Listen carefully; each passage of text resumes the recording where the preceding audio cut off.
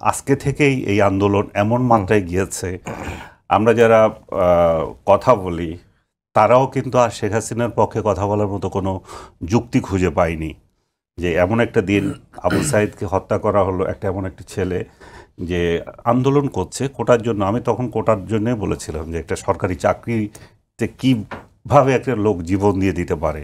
এখানে অনেকে বলছে আপনি তো সরকারি চাকরির কথা বলছেন কেন, সেটা তো একটা এক দফার ছিল। এক দফা তো তখন ছিল না সেই অর্থে। তো আমি এই জায়গায় যাই, আমি সেদিন যে সমালোচনাটা করেছিলাম সেই সমালোচনার দৃশ্য তো আজকেও দেখতে পাচ্ছি। আজকের এই দিন আমি আশা করেছিলাম যে এনসিপি ঢাকায় তাদের একটা এমন একটা কর্মসূচি নেবে যাতে করে সেই দিনটাকে তারা স্মরণ করে একটা বড় ধরনের শোডাউন বলেন, একটা বড় একটা আবু সাইদের প্রতি শ্রদ্ধা জানানো, সেটা তারা আবু সাইদের কবর জিয়ারত করেছে। আজকে করলে হয়তো আরও ভালো লাগতো। কিন্তু সেই দিনে আজকে আমরা দেখছি যে আবু সাইদকে যেভাবে পুলিশ হত্যা করেছিল, তার বুকে গুলি করেছিল, সে একই কায়দায় আজকে গোপালগঞ্জে 4টা ছেলে মারা গেল।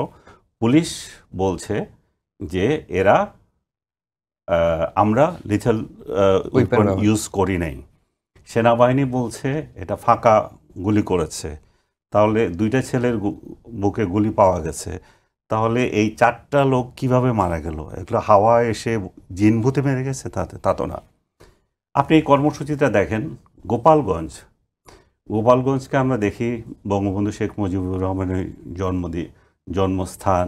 আমরা যদি বাংলাদেশে আমাদের জাতীয় নেতাগুলোর দিকে তাকাই, জিয়াউর রহমানের জন্মস্থান বগুড়া, এরশাদের জন্মস্থান রংপুর, এখানে একটা সেন্টিমেন্ট আছে তাদের নেতাদের ঘিরে। ইভেন খালেদা জিয়ার ফেনী, সেটাও কিন্তু একটা বড় ধরনের সেন্টিমেন্ট। এখানে তো 2জন নেতা, বঙ্গবন্ধু গেলেন, দেন শেখ হাসিনা আসলেন, 2জনের ওই এলাকার লোকদের স্বাভাবিক একটা সেন্টিমেন্ট তাদের থাকে।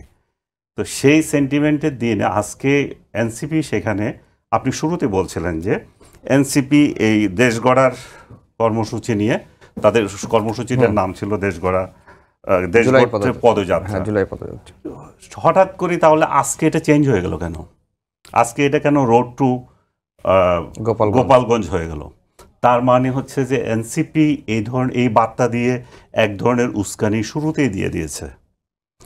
এই উস্কানিটা আপনি আরও বেশি সক্রিয় হয় আপনি যদি 32 নম্বর ভাঙা হয়, সেই কাহিনী যদি দেখেন, 32 নম্বর ভেঙেছিল, এখন তার বাড়িতে যাচ্ছেন আপনারা, তার এলাকায় যাচ্ছেন, আগে থেকে উস্কানি দিচ্ছেন সেটাকে স্বাধীন করা হবে।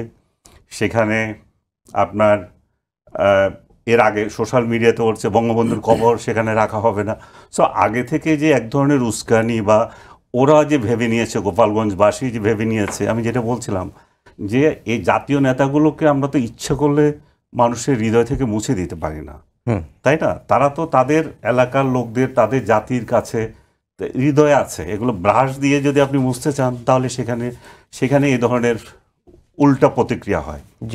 এনসিপি যে সেখানে কি তাহলে সমাবেশ করতে পারবে না? গোপালগঞ্জ কি কাউকে বন্ধক দেওয়া হয়েছে? আওয়ামী লীগের সেটা পৈতৃক সম্পত্তি, সেখানে কেন যাবে না? অবশ্যই যাবে, তাদের নাগরিক অধিকার আছে। তারা যে পুরো বাংলাদেশ স্বাধীন, যে কোনো জায়গায় তারা সমাবেশ করতে পারে।